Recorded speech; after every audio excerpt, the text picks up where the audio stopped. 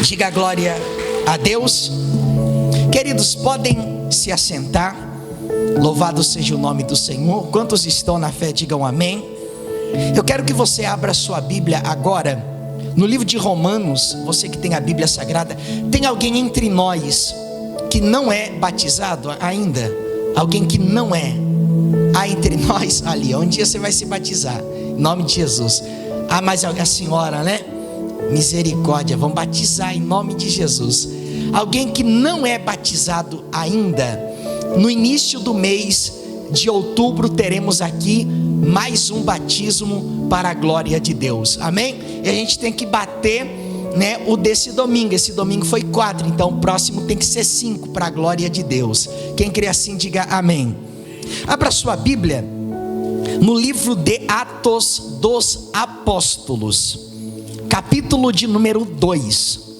Nós vamos ler Atos capítulo 2 e Romanos capítulo 1 e versículo 16.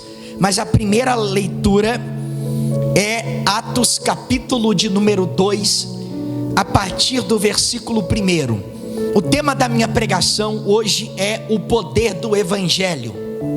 O poder do Evangelho para salvar. O poder do Evangelho para alcançar os corações. O poder do Evangelho para transformar as vidas. Livro de Atos capítulo 2 e versículo 1 diz assim, seja bem-vinda, tá, querida? Que Deus te abençoe. Diz assim, ó: cumprindo-se o dia de Pentecostes, estavam todos reunidos no mesmo lugar. Todos quem? Os apóstolos, os discípulos, aproximadamente 120 pessoas.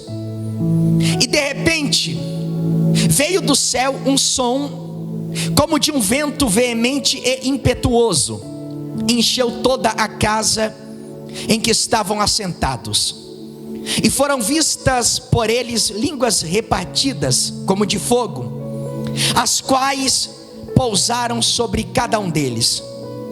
E todos foram cheios do Espírito Santo e começaram a falar em outras línguas, conforme o Espírito lhes concedia que falassem. E em Jerusalém estavam habitando judeus, varões religiosos, de todas as nações que estão debaixo do céu. Veja só. Aí ele continua. Veja só.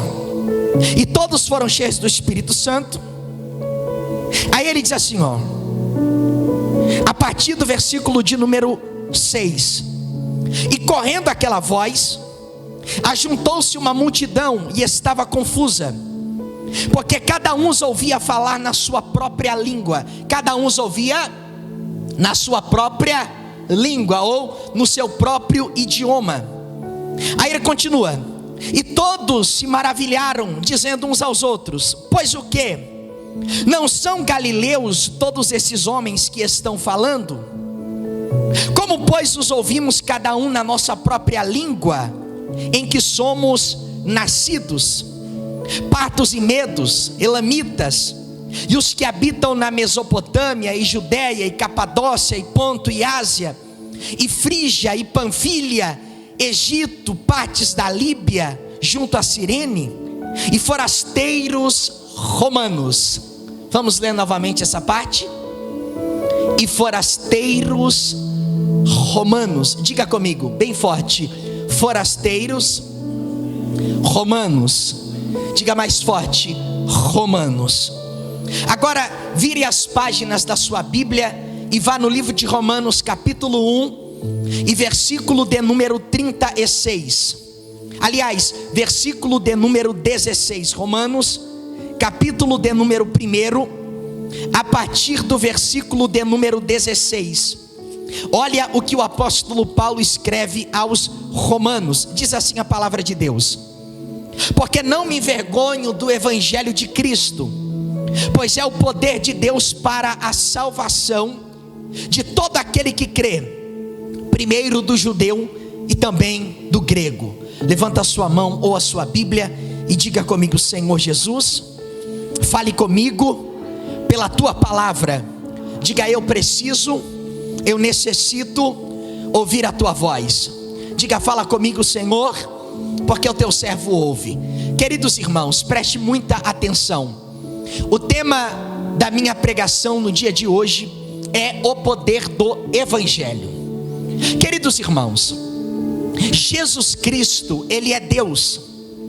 E a prova que Ele é Deus é que Ele, Rodrigo, ressuscitou ao terceiro dia. É a prova inegável.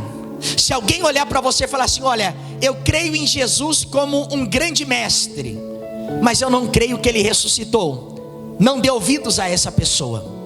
Eu creio que Jesus foi um homem que tinha muitos poderes, até mesmo o poder de curar, mas eu não acredito que Ele ressuscitou ao terceiro dia.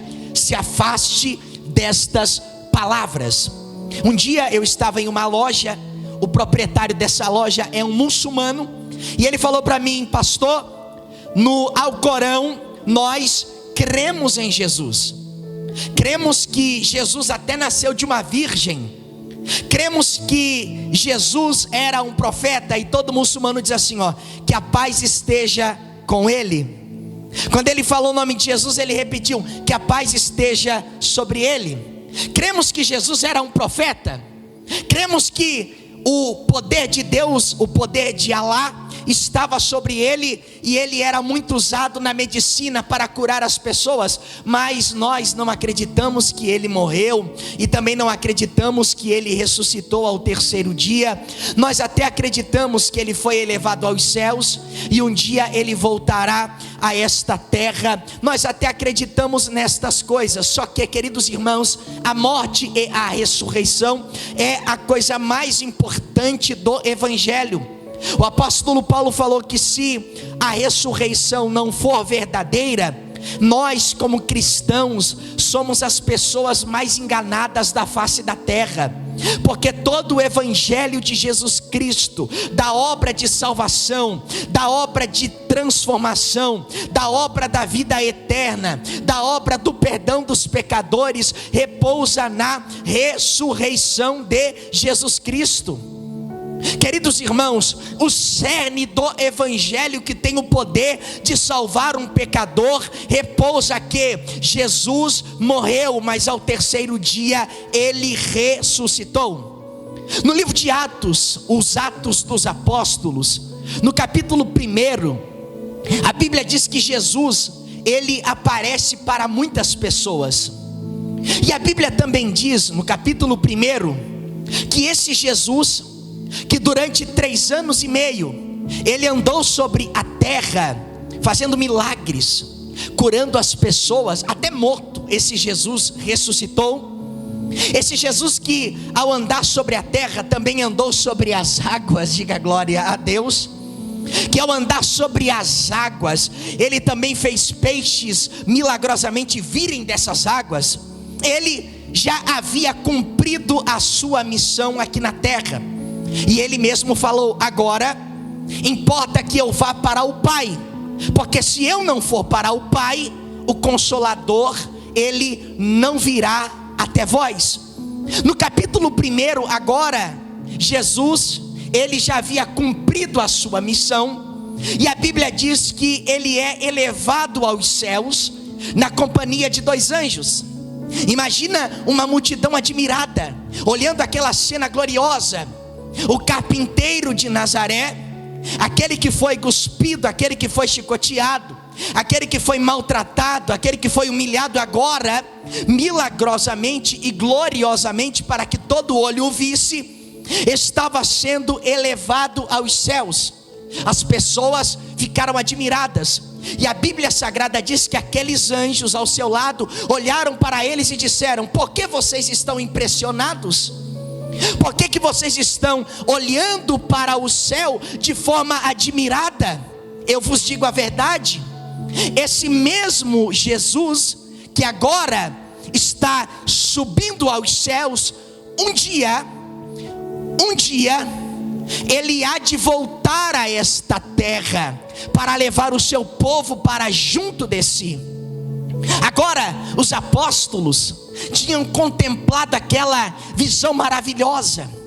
E a Bíblia diz que eles agora se reuniram para orar. Queridos irmãos, se tem algo que tem poder, é quando os crentes se juntam para orar. Quando a igreja, ela se coloca de joelho.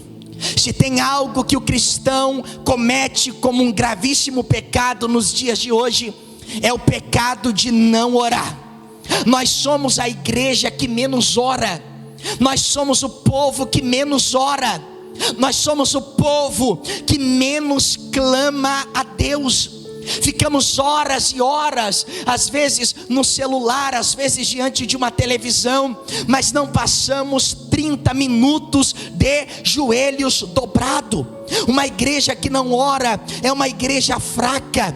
Pode ter dinheiro, pode ter recurso, pode ter paredes de ouro, de diamante, seja lá o que for, mas se não ora, é uma igreja fraca. A Bíblia diz no livro de Apocalipse que a igreja de Laodiceia era uma igreja muito poderosa, era uma igreja muito próspera. E a Bíblia também diz que Jesus olha para ela e diz assim: ó, você é miserável, você é pobre, você é cega e você está nu, porque a tua riqueza ela vai acabar, a tua riqueza ela vai se corroer, a tua riqueza é passageira. Aí Deus olha para uma das 7 igrejas, que era uma igreja bem simples, era uma igreja bem pobre, era uma igreja que não tinha muita visibilidade na sociedade.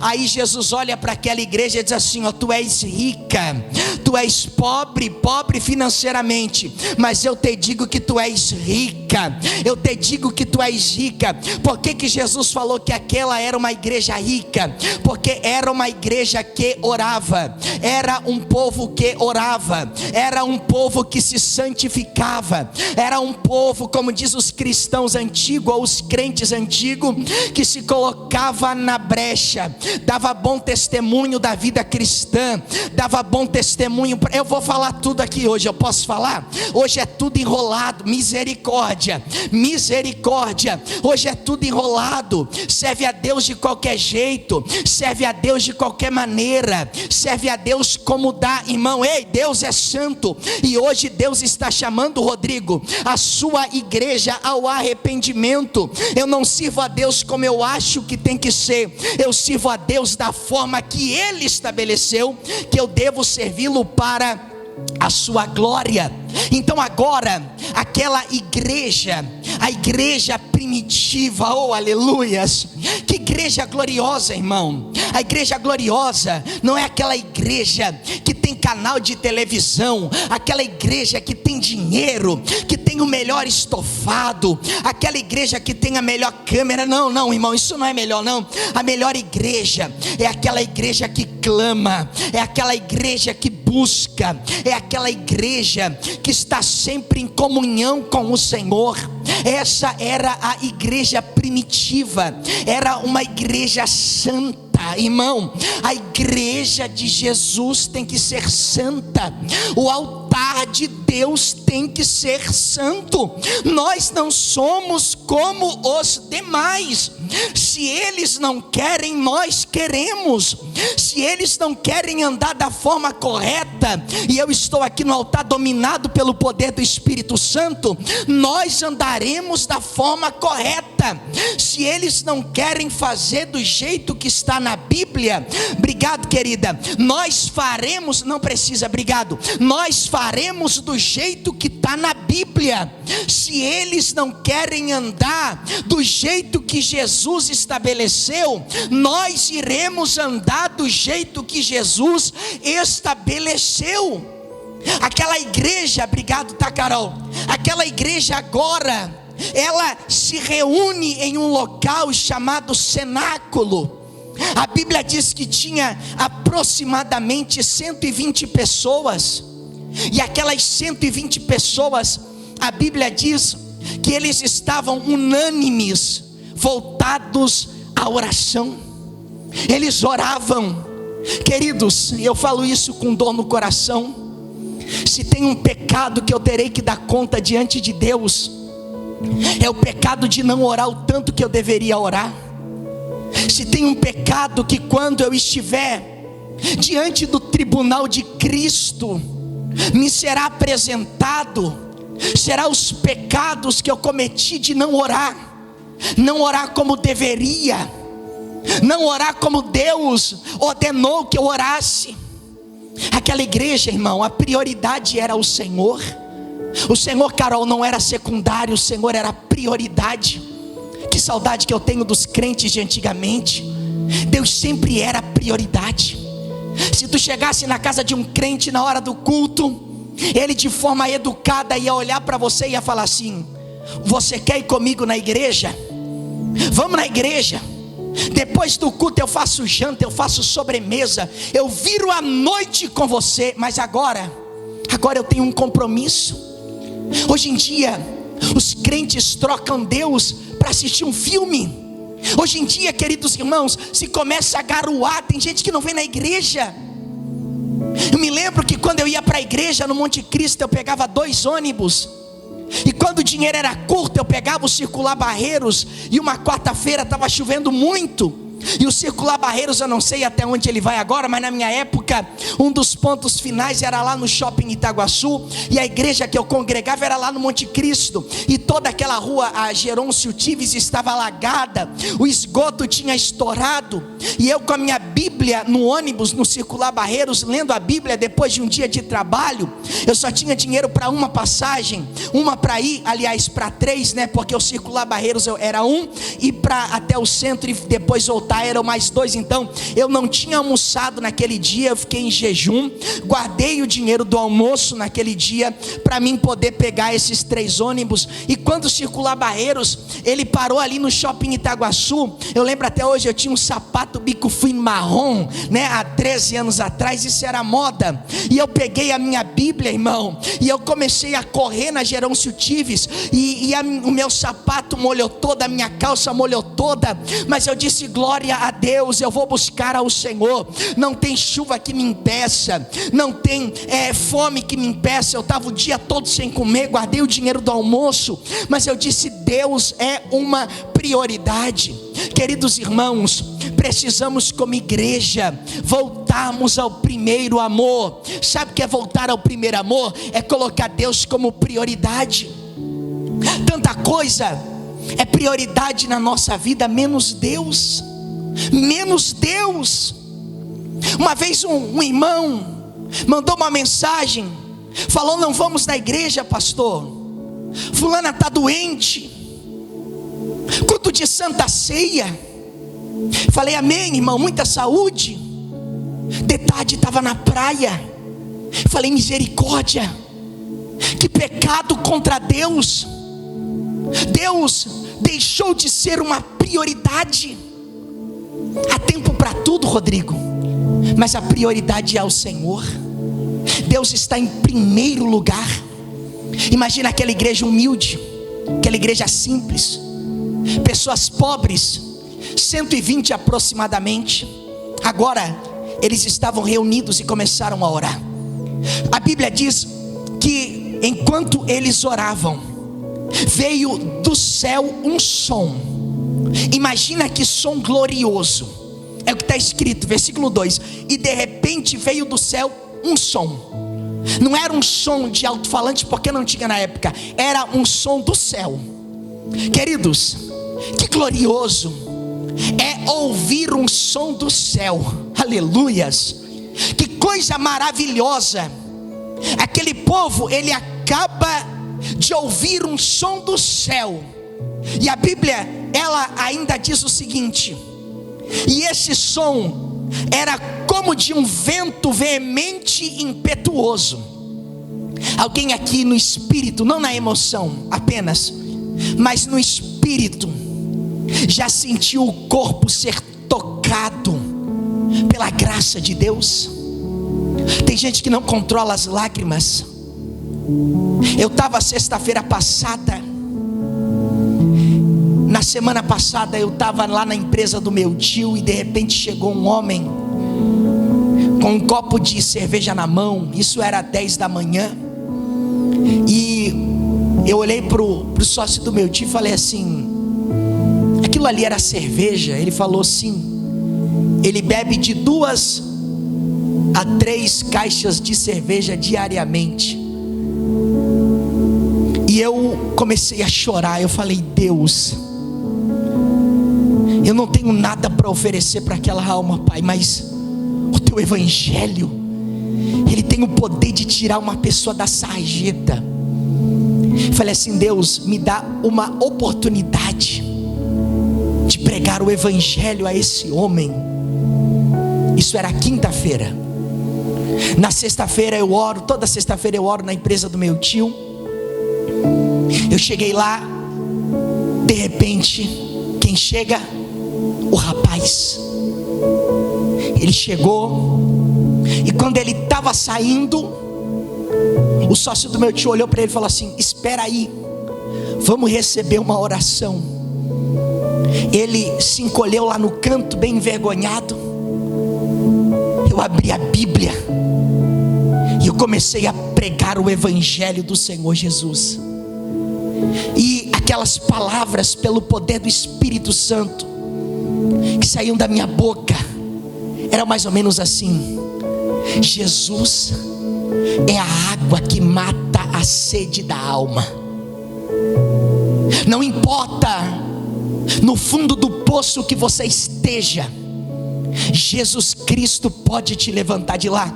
E eu olhava para ele de canto de olho. De repente ele tirou o boné, e as lágrimas começaram a correr na face.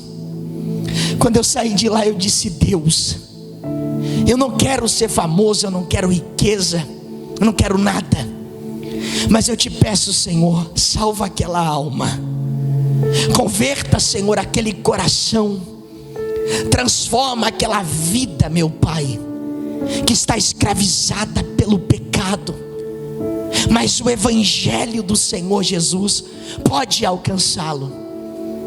E naquele momento eu pude ter a sensação que talvez aquele povo teve quando um som do céu veio em forma de um vento impetuoso. O meu corpo, ele transbordava de alegria, porque a Bíblia diz que quando um pecador se arrepende, há festa no céu, não pelo pecador, mas pelo Salvador que morreu na cruz pelo pecador. E a Bíblia diz que agora aquele povo, ele começa a falar em novos idiomas. A Bíblia diz que alguns falavam a língua dos medos, alguns falavam a língua dos sírios, e a Bíblia também diz que alguns falavam a língua dos romanos. Veja só, capítulo 2 e versículo de número 9, diz assim, ó: forasteiros de Roma, tanto judeus como prosélitos, tanto judeus como religiosos, prosélitos que foram a Jerusalém, prosélitos que foram até Israel na festa de Pentecostes. E veja, queridos irmãos, a cena daqueles homens. Eles olham para aquelas pessoas que não sabiam falar direito, pessoas que malemar conheciam a não ser a lei de Deus. Agora aquelas pessoas falavam em outros idiomas de forma milagrosa, falavam a língua dos romanos sem nunca terem ido a Roma, falavam a língua dos sírios sem nunca terem ido até a Síria, falavam a língua dos árabes sem nunca terem ido para a Arábia. Aquele povo humilde. E a Bíblia diz, irmãos, que algumas pessoas que moravam em Roma e foram a Jerusalém fazer a peregrinação, eles ouviram o evangelho. E a Bíblia diz, acredito eu, que muitos daqueles romanos que ouviram o evangelho, eles voltaram para Roma, que na época era a capital do mundo. Em Roma tinha, o centro do mundo antigo estava em Roma. E aqueles homens, eles fundaram a primeira igreja em Roma. Esse homem chamado Paulo, que era um amante das almas, queridos irmãos, Paulo amava almas. Paulo chegava a dizer: fiz-me tudo para com todos, a fim de ganhar alguns. Querido irmão, o ministro do evangelho, ele tem que ter amor pelas almas, chorar pelas almas, olhar para uma alma perdida e a sua própria alma se rasgar, implorando ao Senhor para que salve aquele pecador. Quem crê em Cristo tem que ter também, irmãos, amor pelos perdidos. E não somente o amor, mas o amor manifestado em forma de ação. Paulo soube que agora em Roma tinha uma igreja. E o que Paulo faz? Paulo agora escreve uma carta. E essa carta leva o nome da grande cidade de Roma, a carta aos Romanos. Paulo sabia que ele iria tratar tanto com judeus, os fundadores talvez da igreja cristã em Roma, como com homens que nunca conheceram o Deus da Bíblia e que viviam uma vida de promiscuidade. Só que agora Paulo ele fala algo glorioso. No capítulo 1 e no versículo 16 ele diz assim, veja só: porque eu não me envergonho do evangelho. E ele diz, porque o evangelho é o poder de Deus para a salvação de todo aquele que nele crê. Querido, se tem algo que nós como cristãos temos a obrigação de oferecer para as pessoas, é o evangelho. Se tem algo que nos foi dado como missão, é levar o evangelho até os perdidos. Porque o evangelho é o poder de Deus. Se tem algo que salva, é o evangelho. E o que é levar o evangelho? É levar a Jesus Cristo.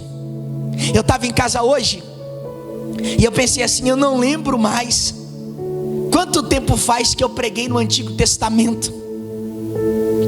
Não que o Antigo Testamento não seja importante, o Antigo Testamento é a palavra de Deus, mas o meu foco como pastor é o evangelho. Toda a Bíblia, todo o conselho de Deus é Deus falando. Já preguei sobre muitas passagens na Bíblia, mas o meu desejo é que as pessoas, elas conheçam a pessoa de Jesus Cristo. Nada mais importa. Ainda que essa pessoa não conheça nada, mas se ela conhece a Jesus, ela conhece tudo, porque Jesus é o nosso Salvador. Foi Jesus que morreu numa cruz e ressuscitou ao terceiro dia. Paulo era um homem muito inteligente. Ninguém foi tão inteligente como Paulo. Mas sabe o que Paulo dizia? Quando Paulo estava diante de pessoas inteligentes, Paulo dizia: procurei entre vós nada saber, a não ser Jesus Cristo e este crucificado. Paulo, ele conhecia tudo que você imagina. Paulo conhecia filosofia. Paulo conhecia os grandes pensadores do passado. Mas tudo isso para ele era menos do que nada. O que importava para Paulo era Jesus. Nada era tão glorioso para Paulo como a pessoa de Jesus. E agora esse Paulo, ele diz: porque o evangelho é o poder de Deus. Para quê? Para a salvação. Queridos irmãos, tudo gira em torno da pessoa de Jesus e da salvação dos pecadores. Tudo, irmãos, nada é mais importante do que isso. Um carro não é mais importante do que a salvação de um pecador. Uma casa, riquezas, tudo isso é secundário, tudo isso é passageiro. Tudo isso, o Senhor Jesus diz assim, a traça corrói e o ferrugem destrói. Tudo é passageiro. Nada é tão glorioso como anunciar às almas a pessoa de Jesus. E o que Jesus fez pelas almas, o que Jesus fez por nós, isso é o evangelho. É isso que você precisa saber. O que Jesus fez por você, a obra de Jesus Cristo pela nossa vida. Aquele que, conforme está escrito no Evangelho de João, se entregou por amor. Aquele que, mesmo sendo Deus, não teve por usurpação o ser igual a Deus. Sendo Deus, tendo todos os privilégios, assumiu a forma de homem. Por isso, aí Paulo, ele diz assim, ó: porque o evangelho é o poder de Deus para a salvação de todo aquele que nele crê. Queridos irmãos, eu não sou o dono da igreja. É por isso que ela não fechou ainda, Rodrigo. Porque se eu fosse o dono da igreja, ninguém estaria aqui. Cristo é o dono da igreja. E eu, como um humilde servo, eu quero preparar uma igreja que conheça o dono dela, que conheça a Jesus Cristo. Ainda que você não conheça nada, mas se lá naquele grande dia o Senhor, ao ser exaltado sobre você, olhar para a sua vida e trazer à memória tudo que você aprendeu, e ainda que tudo que você tenha aprendido seja Cristo, Cristo, Cristo, eu vou ter cumprido a minha missão. Eu não quero te fazer mais rico. Isso aí é mérito do trabalho. Você trabalha, ao que o homem plantar certamente colherá. Eu não quero te fazer mais inteligente. Isso aí você consegue. Você pega uma Bíblia, você pega um livro, você vai ler, você vai ser mais inteligente. Não, eu quero que você conheça a Cristo. Eu quero que você esteja preparado para se encontrar com Cristo. Eu quero que você passe a eternidade com Cristo. Tudo é secundário. Você já viu como as coisas são passageiras?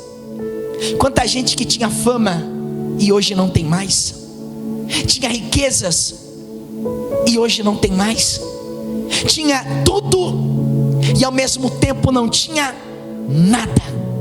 Mas aquele que tem Cristo, a Bíblia diz, ele tem um grande tesouro. Querido, saia daqui hoje com isso no seu coração.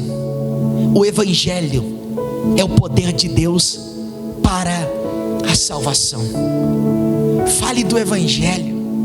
Ah, pastor, ninguém vai me ouvir. Você acha que ninguém vai te ouvir? Quando eu estava no meu carro e Deus fala assim, ó, para o carro. O Bruno que se batizou estava no portão. No portão. Ele nunca imaginou, Rodrigo, que alguém levaria a ele o evangelho. Mas está escrito que o evangelho é o poder de Deus.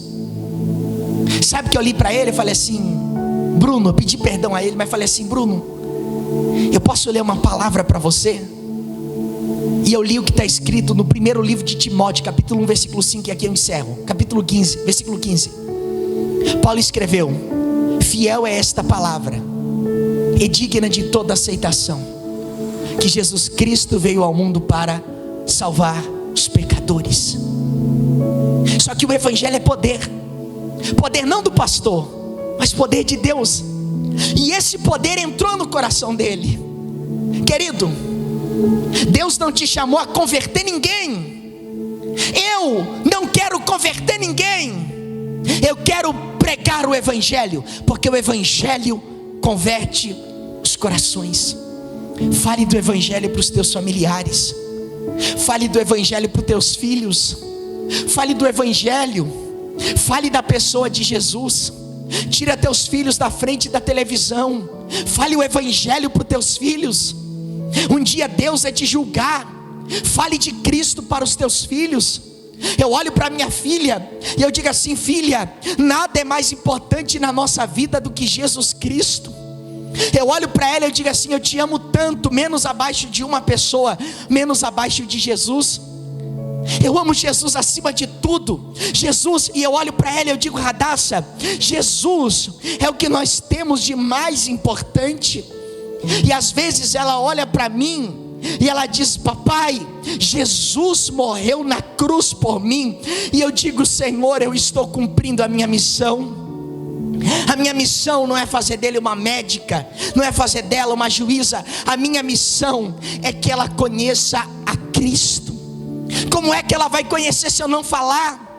O apóstolo Paulo escreveu no livro de Romanos: como crerão se não há quem fale? Querido, abra a tua boca e fale do Evangelho.